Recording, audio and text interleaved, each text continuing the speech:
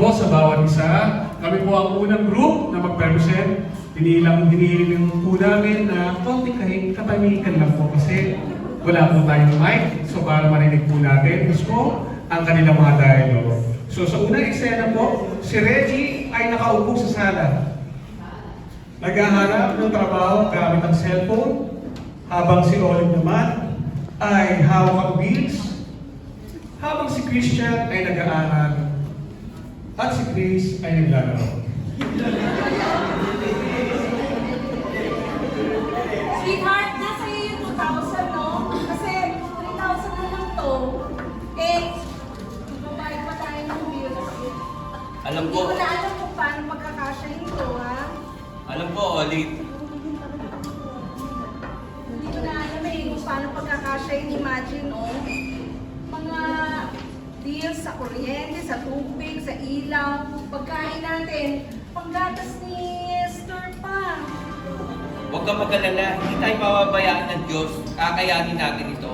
Nakikita ko naman na ginagawa mo lahat, Reggie. Pero natatakot kasi ako, eh. Parang totoo. Hindi ko na alam kung paano gagawin natin, eh. Kaya nga ako, naghahanap ako ng trabaho. Nagpapasa ako ng resume. Tinatanong ko ang aking mga kaibigan para lang makahanap ng trabaho. Pero walang, kahit isa, walang naghahanap. Tumatawag sa akin. Hindi ko na alam kung hanggang kailan natin ito kakayanin, Reggie. Ano? Paano kung mga panggastos natin? Daddy, Mami, huwag na kayong mag-away. Okay lang kami. Daddy! Daddy! Mami! Ano ko ngayon mga? Sorry, anak. Sorry. Sorry mga anak, sorry. Hindi kami nag-aaway ng inyong ina.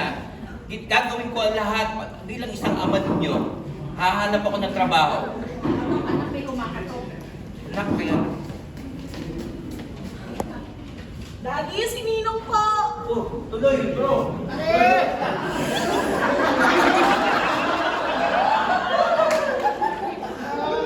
Pwede mo kayo muna. Dito na kami. Dalawang ibon. Ano yun? 2,000? Ay, nako!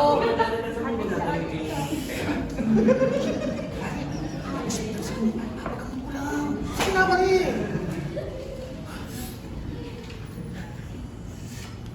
Reggie, tama na yan. Magsiselro pa tayo. Bro, pagpasira mo na itong Alam ko, Marie. Reggie! Reggie! Gamitin sa mabuti ang Oo naman. Reggie! Tama na yan. Halika na. May selro pa eh. Share group. Oh, okay, bye. Ano yun, Reggie? Bakit mo siya binigyan ng pera? Eh, alam mo namang hindi niya yung gagamitin sa pang-hospital. Sa sugal niya yung gagamitin. nangangailangan ng aking kaibigan. Ay, Hindi ko naku, ba siya pwede Reggie. Ba't mo siya pagbigyan? binigyan? 8,000 na. Eh, alam mo namang 5,000 na lang yung pera natin. Hindi ka ba nag-iisip? Ha? Naisip naman ako, Olive. Pagod ka na ba? Eh, ako rin Ay, ayan na sinasabi ko sa'yo, Reggie. Kung ano naman, napakalam na mo, ganano ka. Ang dami mong pautang. Ayan, ganyan kalo. Nandito kayo sa pamamahay ko. Pag ako nagsasalita, ha? Pasensya na po kayo.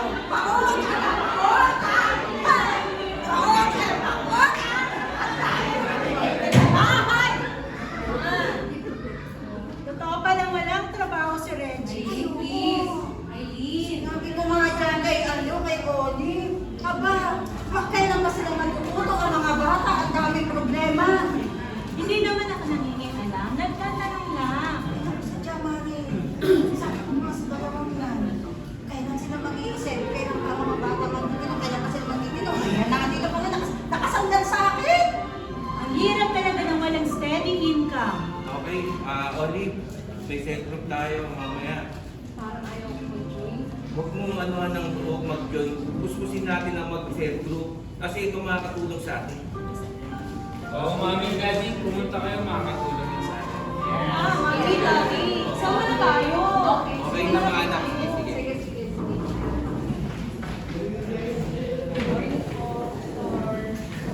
Magandang umaga. Alright, one. Sige, bago tayo magpatuloy, dahil sa magkakagrupo tayo, Brother Reggie, Sister Olive, nakaramdaman namin na may mabigat yung pinagdaraanan. Oo nga po eh. Alam niyo naman po, one month nang wala trabaho si Reggie eh. Hindi pa namin alam yung gagawin. Kulang kami sa finances. Nasakit na lang kami sa mother. After ito eh. Maraming salamat sa pagtatapat nyo at pagtitiwala sa amin. Olive, sorry sa nagawa ko, hindi ka binigyan ng pagkakataon or magtanong sa'yo. Pinipilit kong mag-isa na kayanin yung pala, hindi ko kaya. Katawad din. Natatakot lang ako, hindi ako galit sa'yo. Natatakot lang ako maubusan tayo eh. Mga kapatid, minsan ang problema ay hindi ang mga asawa natin, kundi ang mga problema ang dumarating sa ating buhay. Kaya huwag natin idaan sa init ng ulo at makikipagtalo. Ate Olive, dahil may pamilya kang iniisip, kaya ka natatakot. Pero tandaan mo na ang takot na hindi galing sa Panginoon. Kaya magtiwala ka lang. Bilang mag-asawa, kailangan niya makinig sa isa't isa, mag-usap kayo na may naon, at pag-usapan nyo at yung kung ano ang pagkasunduan nyo, yun ang magiging desisyon nyo. Olive, sorry sa lahat na nagawa ko sa'yo. Alam mo naman na hindi ko kaya saktan ka at yung aking pamilya. Totoo lang lahat ginagawa ko para sa akin. Katawad din.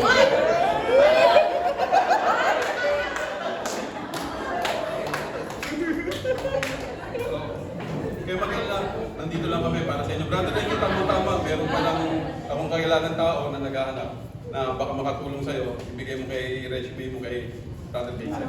Sorry, nalate ako. Sorry, sa self group. Ay, Brad Reggie, naghanap ka ng trabaho. Oo po. Bro, sir, kailangan ko na. Sige, papasok ko na resume ako. Parang bukas ha. Okay, sige. Yes, buti may trabaho ka na dati. Gusto niyo lang pakubutin ni Lord natin.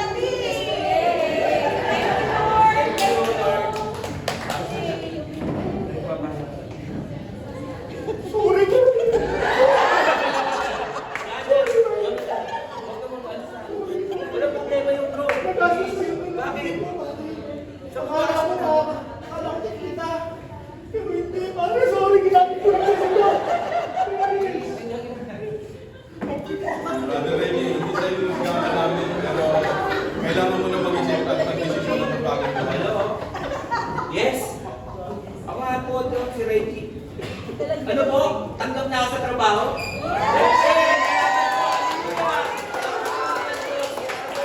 Thank you po.